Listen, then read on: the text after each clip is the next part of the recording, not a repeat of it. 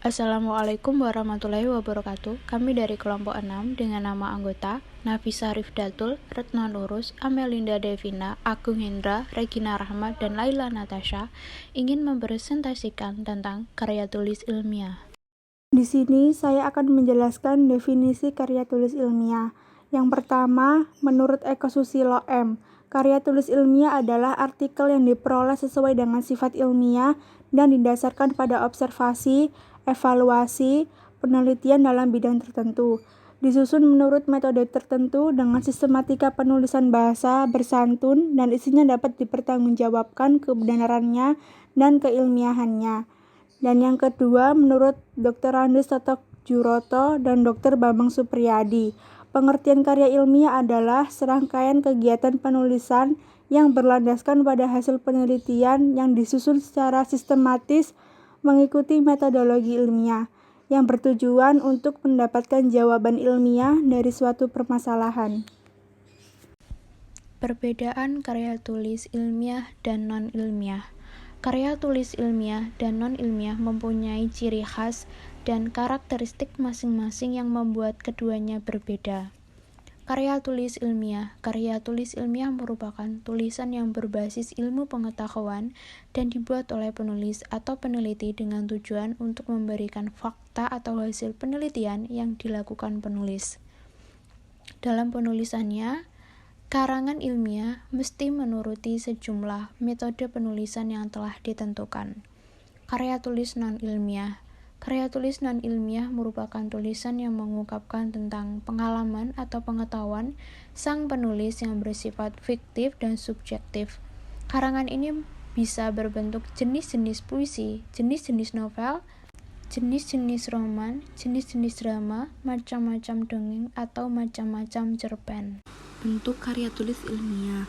Yang pertama yaitu karya tulis populer, diungkapkan dalam bentuk ringkas, ragam bahasanya populer atau lebih santai dan menarik dengan kalimat yang mudah dipahami dan umumnya disukai banyak orang serta dapat dimuat di media massa.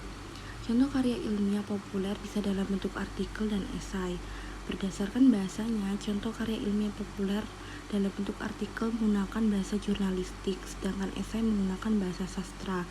Yang kedua yaitu karya tulis semi formal.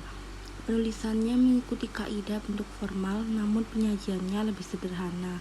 Wujudnya dapat berupa laporan atau makalah. Yang ketiga yaitu karya tulis formal. Wujudnya haruslah memiliki unsur-unsur kelengkapan akademis secara lengkap, misalnya skripsi, tesis, maupun disertasi. Jenis-jenis karya tulis ilmiah.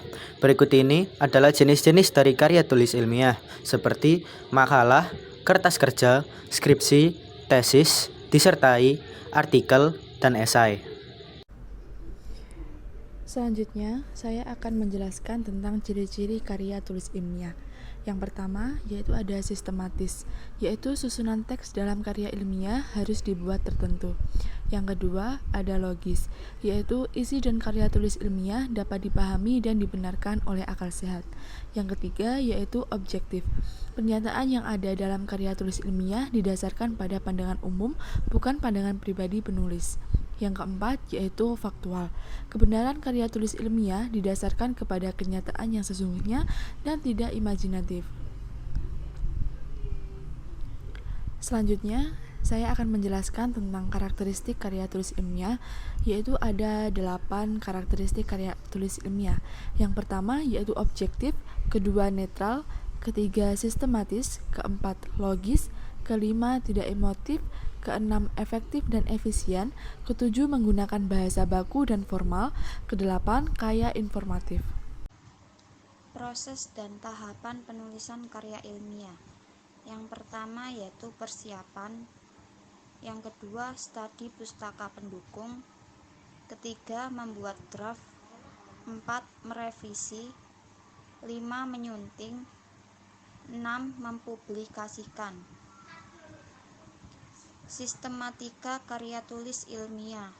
1. Bagian pengenalan. 2. Inti. Inti dibagi menjadi 4 bagian. Yang pertama yaitu bagian pendahuluan, kedua bagian isi, ketiga bagian penutup, dan yang keempat bagian kepustakaan.